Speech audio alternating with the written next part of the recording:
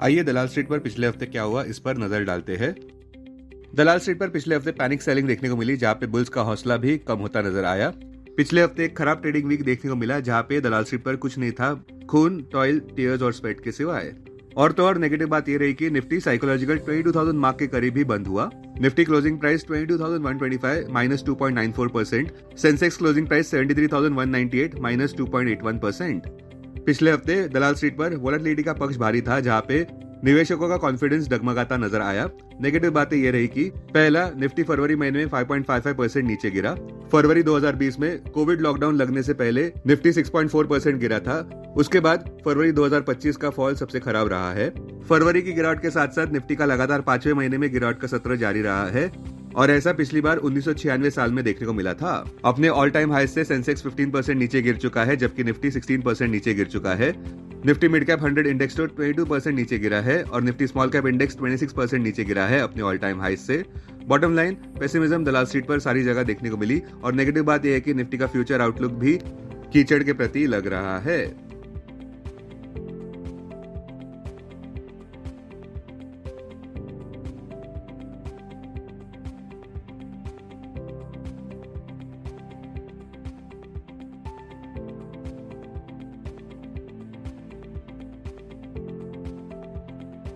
आइए देखते हैं पिछले हफ्ते इंडेक्सेस का परफॉर्मेंस कैसा रहा। निफ्टी लगातार तीसरे हफ्ते में नेगेटिव बंद हुआ, जहां पे निफ्टी 2.94% नीचे रहा। टेक्निकली देखें तो निफ्टी अपने 200 डीएमए के नीचे व्यापार करता नजर आ रहा है, जो 24,073 मार्क पर है, जहां लोअर हाई लोअर लो का सीक्वेंस डेली और वीकली चार्ट्स पर नजर आ रहा है। केवल निफ्टी के सबसे अहम मॉडल 24,073 मार्क के ऊपर ही तेजी की पुष्टि हो सकेगी।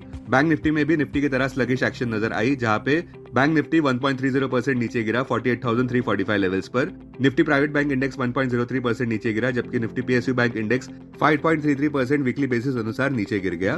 ब्रॉडर मार्केट्स की बात करें तो वो काफी मेजर अंडर परफॉर्मेंस रहे, जहां पे निफ्टी मिड कैप 100 इंडेक्स 4.26% नीचे गिरा, और निफ्टी स्मॉल कैप इंडेक्स तो 5.99% नीचे गिरा। बुलिश सेक्टर्स कुछ भी नहीं रहे।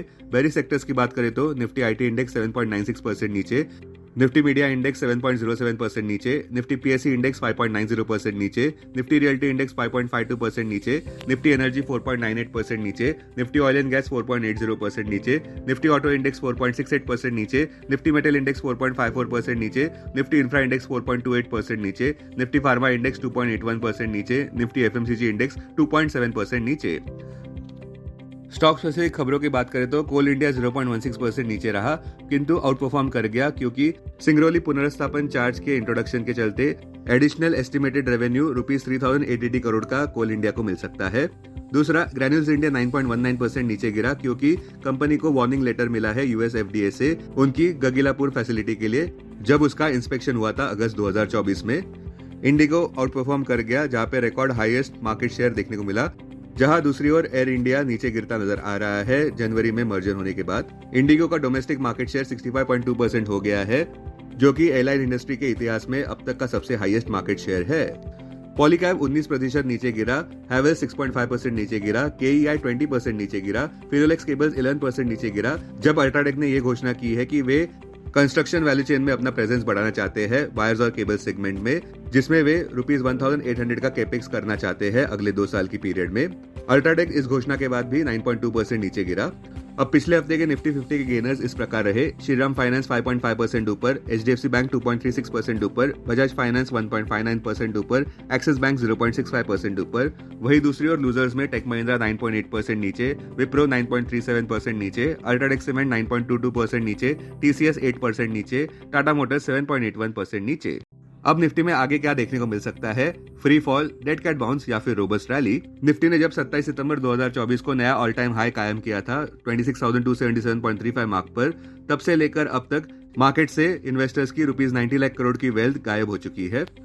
डर का माहौल देखने को मिल रहा है, जहां पे सबसे अच्छे स्टॉक्स भी नीचे गिरते नजर आ रहे हैं, किंतु इतिहास गवाह है कि कोई भी गिरावट ज्यादा देर तक नहीं रहती है और फंडामेंटल्स आखिरकार जीत ही जाते हैं।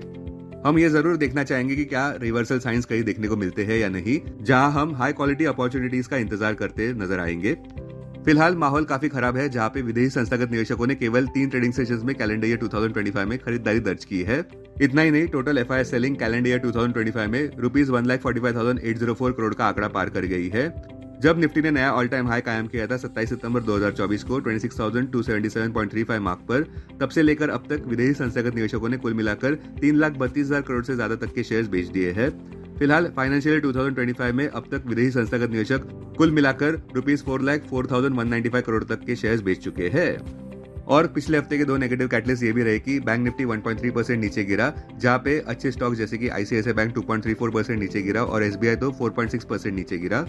निफ्टी आईटी इंडेक्स 7.96% नीचे रहा, जहां पे इन्फोसिस 7% नीचे, एलटीआई माइंट्री 11.94% नीचे, टेक महिंद्रा 9.8% नीचे, टीसीएस 8% नीचे, कोफोर्ज 1.79% नीचे, क्योंकि ट्रम्प के टैरिफ्स को लेकर अभी भी काफी अनिश्चितता देखने को मिल रही है। टेक्निकली देखें तो निफ्टी के सबसे अहम हर्डल्स 24,073 मार्क के ऊपर ही तेजी की पुष्टि हो सकेगी, जो कि बेंचमार्क निफ्टी का 200 डे मूविंग एवरेज भी है।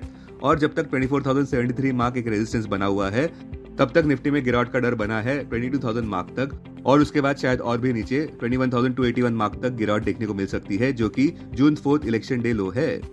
इंटरवीक हर्डल्स अब 22,900 मार्क पर। नियर टर्म में सबसे बड़े हेडविंड्स इस प्रकार हो सकते हैं। पहला, राष्ट्रपति डोनाल्ड ट्रंप ने यह कहा है कि मेक्सिको, कनाडा और चाइना पर लागू किए गए टैरिफ्स मार्च 4 से इफेक्टिव होने जा रहे हैं।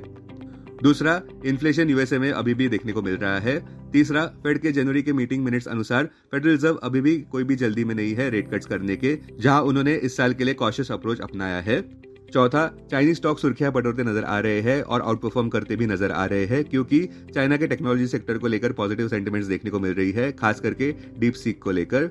पांचवा, FI capital flows emerging market से हटकर चाइनीज और यूरोपियन स्टॉक्स में जा रहे हैं, जो कि काफी लोअर वैल्यूएशंस पर है।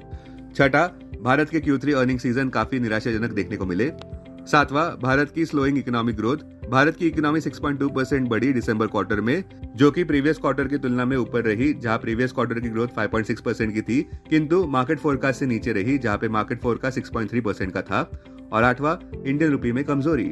संक्षेप में कहे तो निफ्टी में फिलहाल नीचे जाने के अलावा कोई ऑप्शन नजर नहीं आ रहा है। Investments in security markets are subject to market risk. Read all the related documents carefully before investing. This content is purely for information and educational purpose only and in no way to be considered as an advice or recommendation.